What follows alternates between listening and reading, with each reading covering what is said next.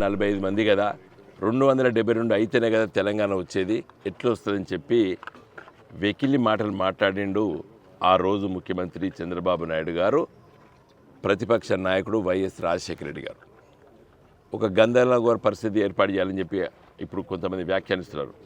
TRS ఎందుకు, ఆడ ఢిల్లీలో బీజేపీ ఉంది, ఇక్కడ కాంగ్రెస్ ఉంది కదా, వీళ్ళ పార్టీ ఎందుకు అని మాట్లాడుతున్నారు కొంతమంది. 2004లో 5 ఎంపీలు గెలిచాం, గులాబీ జెండా టీఆర్ఎస్ పార్టీ కారు గుర్తుపైన 5 గెలిచి ఢిల్లీలో 32 రాజకీయ పార్టీలను ఒప్పించి 28 రాజకీయ పార్టీల దగ్గర లిఖితపూర్వ లేఖలు రాపించుకొని సోనియమ్మకి ఇచ్చినాం. ఆమె తిరస్కరించింది. రాజీనామాలు చేసినాం, ఉద్యమాన్ని ముందుకు నడిపినాం. తెలంగాణను ప్రజల కదలికల వల్ల 5 ఎంపీలు 2004లో గెలిచాం, 2009లో 2 ఎంపీలను గెలిచాం. బట్ తెలంగాణ వచ్చింది. ఒకడున్నాడా, ఇద్దరున్నారా, ముగ్గురున్నారా అనే సమస్య కాదు. ఎవరు ఆరాట పడతారు, ఎవరు ఈ ఆలోచనలు చేస్తారని. నిజంగా తెలంగాణ ఎంపీలు 2004లో టీఆర్ఎస్ ఎంపీలు 5 లేకపోతే ఢిల్లీలో ఎవరైనా తెలంగాణ గురించి మాట్లాడే వాళ్ళు ఉందిరా, ఉండకపోదురు. మేము 5 గెలిస్తే తెలంగాణ తెచ్చినాం, అన్ని పార్టీలను ఒప్పించినాం. మొన్న 2019లో 4 బీజేపీ ఎంపీలు గెలిచారు మన తెలంగాణ. కిషన్ రెడ్డి గారు, బండి సంజయ్ గారు, అరవింద్ గారు, బాపురావు గారు.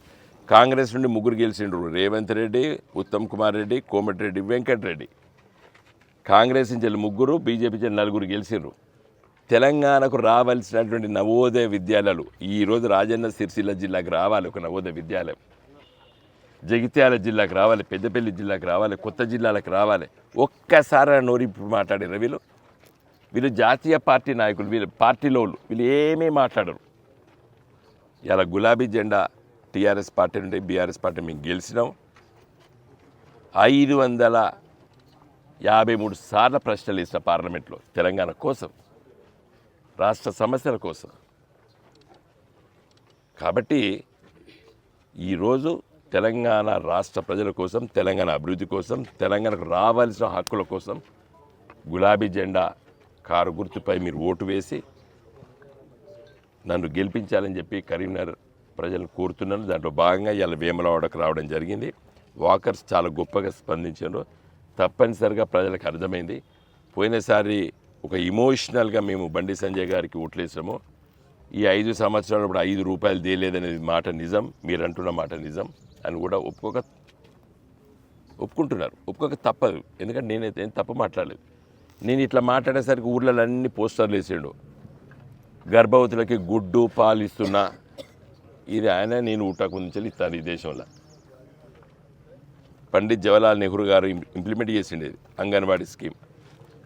తర్వాత జాతీయ ఉపాధి హామీ పథకం 100 రోజుల పథకానికి మీ ఊర్లో సంఖ్యపల్లిలో 90 కోట్లు, లేకపోతే షాబాజ్పల్లిలో 20 కోట్లు ఇట్లా మాట్లాడతాను.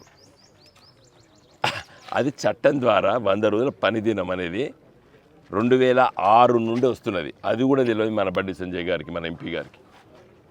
నవ్వాలన్నా ఏడవాలన్నా తెలుస్తలేదు ఆ ఊర్లో పోస్టర్లు చూసి. అంటే ఏమి చెప్పాలో కూడా తెలియదు ఆయనకి.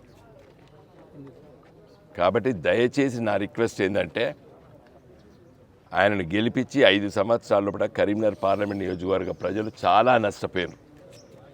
నేను కరీంనగర్కి, నగరానికి 1000 కోట్లు పట్టుకొచ్చిన స్మార్ట్ సిటీ. ఇవాళ కరీంనగర్ నుండి బోయినపల్లి మీదకి వెళ్ళి మన వేములవాడ పట్టణం నుండి, సిరిసిల్ల నుండి, సిద్దిపేట నుండి, కొమరవెల్లి నుండి, గజ్వేల్ నుండి, మనోరాబాద్ నుండి, మన మెడ్చల్ నుండి, అల్వాల్ నుండి సికింద్రాబాద్ రైల్వే లైన్ ఇవాళ సిద్దిపేట వరకు వచ్చింది. వచ్చే సంవత్సరం అంటే ఈ సంవత్సరం చివరి వరకు సిరిసిల్లకు వస్తున్నది.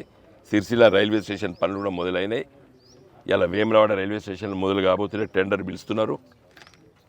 ఒక మిడ్ మానేర్ పైన 1 కిలోమీటరు 800 మీటర్లు, అది కూడా పనులు ప్రారంభం కాబోతున్నాయి. తర్వాత బోయినపల్లి మీకెళ్ళి కరీంనగర్ వరకు రైలు పోతుంది. అంటే ఎవరు ఊహించలేదు. నేను పార్లమెంట్ సభ్యుడు ఉన్నప్పుడు శంకుస్థాపన చేయించిన. కాబట్టి దయచేసి వేములవాడ పట్టణ ప్రజల్ని, మేధావి వర్గాన్ని, వ్యాపారవేత్తల్ని, మహిళా సోదరుమణులని మీరు ఈ 15 రోజులు విస్తృతంగా పరిచయం చేసి కొట్లాడటానికి, పనిచేసేటానికి మీరు ఓటు వేయాలని చెప్పి ప్రచారం చేసి నన్ను గెలిపించండి. కరీంనగర్ పార్లమెంట్ నియోజకవర్గంతో పాటు యావత్తు తెలంగాణ సమస్యల కోసం గొంతు విప్పి పార్లమెంట్లో మాట్లాడతాను. పార్లమెంట్ ఉన్నప్పుడు ఢిల్లీలో ఉంటాను, పార్లమెంట్ లేనప్పుడు కరీంనగర్లో ఉండి ప్రజా సమస్యలు పరిష్కారం చేస్తాను. చాలా ఆశ్చర్యం, నిన్నగాక మొన్న వారం రోజుల క్రితం బీజేపీ ప్రభుత్వం ఇచ్చంపల్లి ప్రాజెక్టు కట్టి ఉన్న గోదావరి నీళ్ళు తీసుకుపోయి తమిళనాడుకి ఇస్తామని చెప్పి నిర్ణయం చేస్తున్నారు. దాన్ని వ్యతిరేకించిండా బండి సంజయ్? దాన్ని వ్యతిరేకించే శక్తి ఉన్నది ఆయనకి? ఆ నిర్ణయం మా తెలంగాణకు అన్యాయము, మా కరీంనగర్కి అన్యాయం అని చెప్పి మాట్లాడగలుగుతాడా? కాబట్టి ఇంటోడు ఉండాలి, మట్టి పనికైనా ఇంటోడు ఉండాలి. కాబట్టి ఇంటోని నేను, కాబట్టి ఓటు వేయాలని చెప్పి కోరుతున్నాను. Thank you.